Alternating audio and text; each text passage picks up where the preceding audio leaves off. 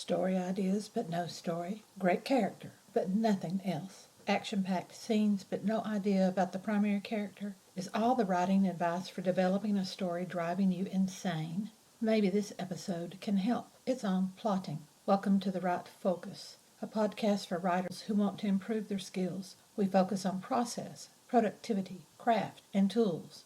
This episode, in fact the whole Right Focus blog and podcast, developed after an email conversation with a newbie writer asking questions. Find our blog at therightfocus.blogspot.com. My credentials? Well, I listed them in the first episode, but a question came in asking for more information. First, I'm M.A. Lee, which is a pen name. Names are changed to protect the innocent, you know. For 30 years, I was a professional purveyor of English composition. Ha! I enjoyed that description. I worked at the high school and college time. The students in my courses didn't want to write or read any of the required coursework, so they had little incentive to do their best. My job became scaffolding writing techniques for students so they would become successful. Those techniques had nothing to do with programmed writing and everything to do with discovering what was unique and individual to each student.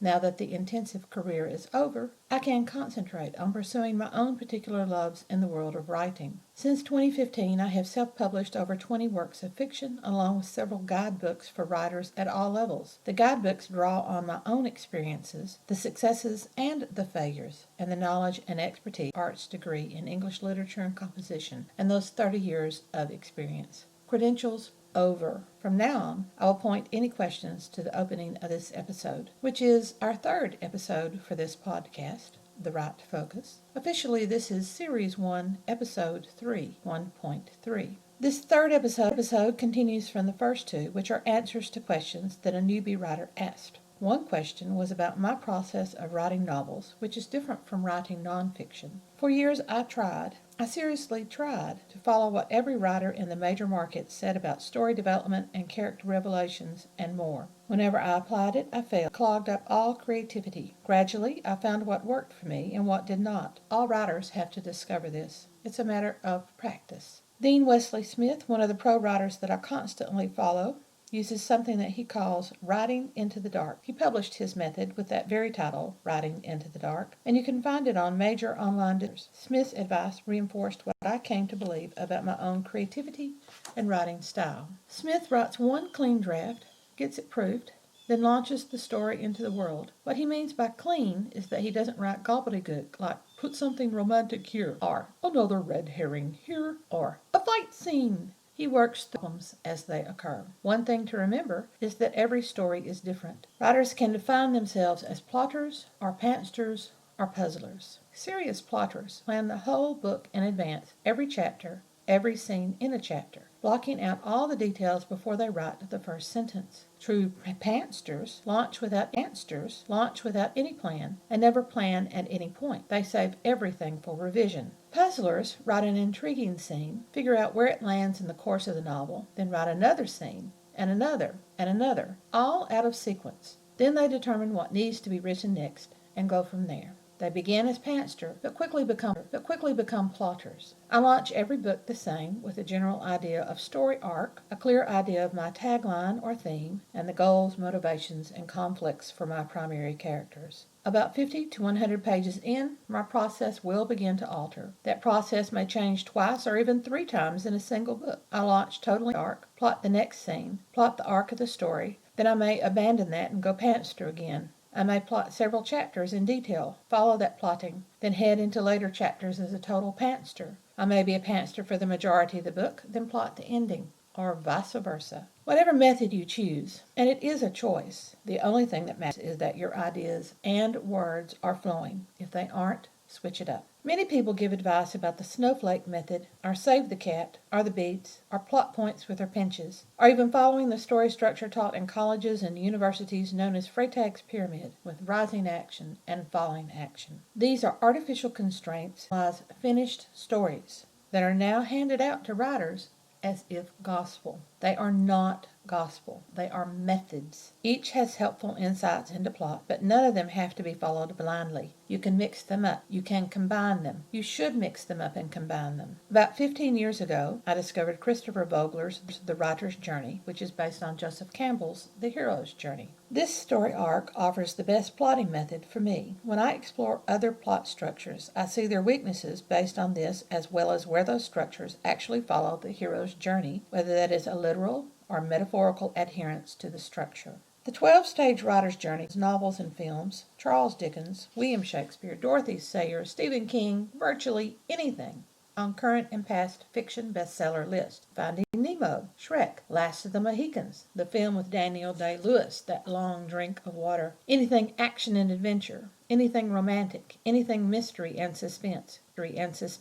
Here is the 12-stage hero's journey in brief. 1. Ordinary world. Present the character in daily life. This is to show how the character will change through the course of the book. My struggle is to keep this stage extremely short. This step meshes with writing advice from ages ago about starting at the first no longer normal, meaning that the character encounters something that changes the ordinary progression of life. Of course, we have to show the character in that ordinary progression before we explode it.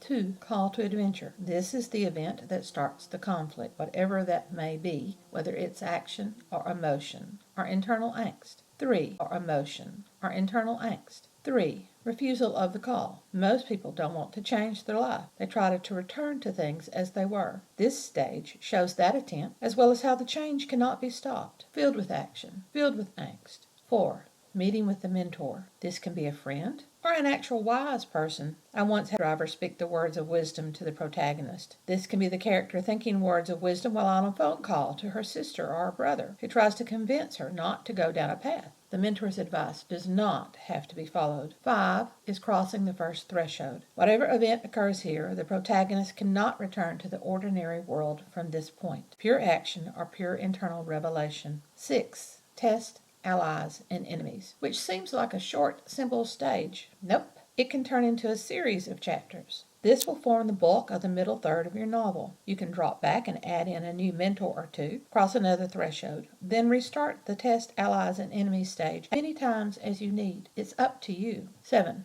Approach to the inmost cave. We're nearing the crisis point. The bad part is coming. The angst in deciding to risk everything to achieve the goal is all that matters here. 8. The ordeal, the dark moment, the crisis point. It is about the 65 to 70% mark upward. The moment when the protagonist realizes that yes, this journey is changing. It is life-threatening or emotionally threatening.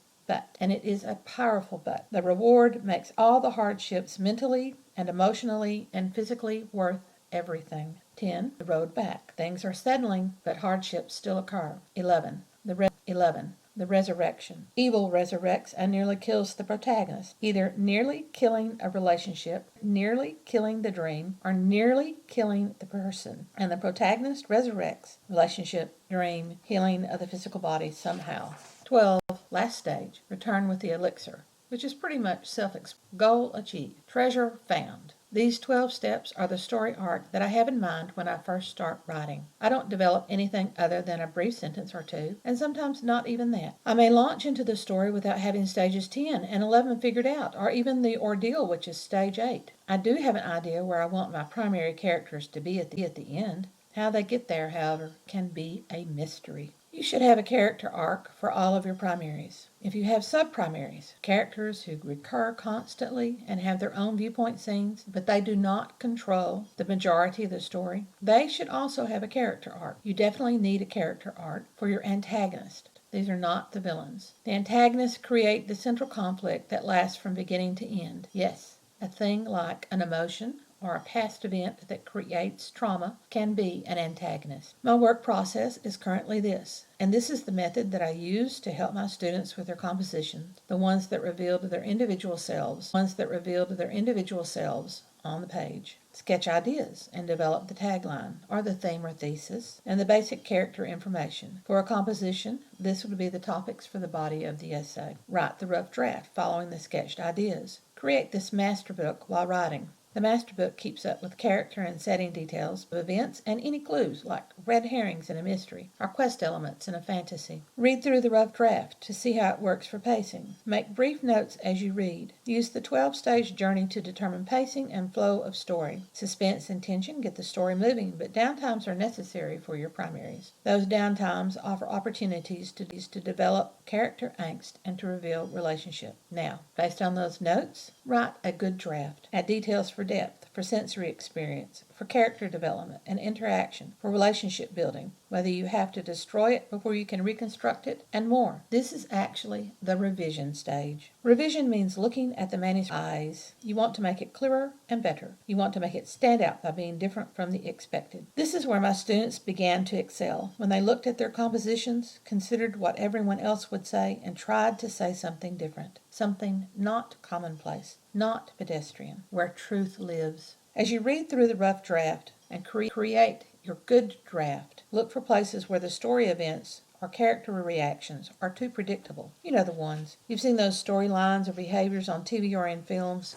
Try to avoid those. In the crucial points of the story, the opening action, the first major stress point, the betrayal, the twist on expectations, the ordeal, the lesson, you should surprise the reader. Use Kate Wilhelm's law for originality. The first thing you think of is what is in the rough draft. Toss that out. Most people will think of that idea too. Toss the second idea. Many people will think of that. Only a few people will anticipate as far as a third new thing. To be totally original at the 3 points, opening action, betrayal or twist, and ordeal, you have to totally surprise all readers. Character reactions have to be consistent. A hero will not unexpectedly become a coward. An honorable person will not lie without a good reason for that lie. You have to present the intellectual and emotional thought processes for that character to behave against type. If you have multiple viewpoint characters, then you need to consider which character is best to present a scene. Whichever character has the most to lose is the best choice for the viewpoint. This allows more interesting motivations and opinions to be expressed. Does the story slow down because the pacing dragged? Or did the pacing speed through something that you actually needed to write a few more hurried words for? As you consider adding, also consider subtracting whatever is repeated more than 3 times. Your master book tracking will help here. Overkill on description needs to be wiped out. A scene you loved that doesn't develop the characters or the story needs to vanish. Editing is the next stage, but, well, wow. We've reached the end of this episode, and we still have a lot to talk about. Editing, basic publishing, basic marketing ideas, just a basic introduction to these. So we'll talk about these after our next episode, which will be just in time for Halloween. Horror stories for writers. I already have 3 horrors about, and I haven't even thought seriously about drafting that episode. Join us next Wednesday for the right focus. If you find this podcast helpful, please drop a comment at winkbooks@aol.com. Resources mentioned in this episode are listed in the show notes with the links or enough information to find it. Remember, you can always find us at therightfocus.blogspot.com. Have a great Wednesday.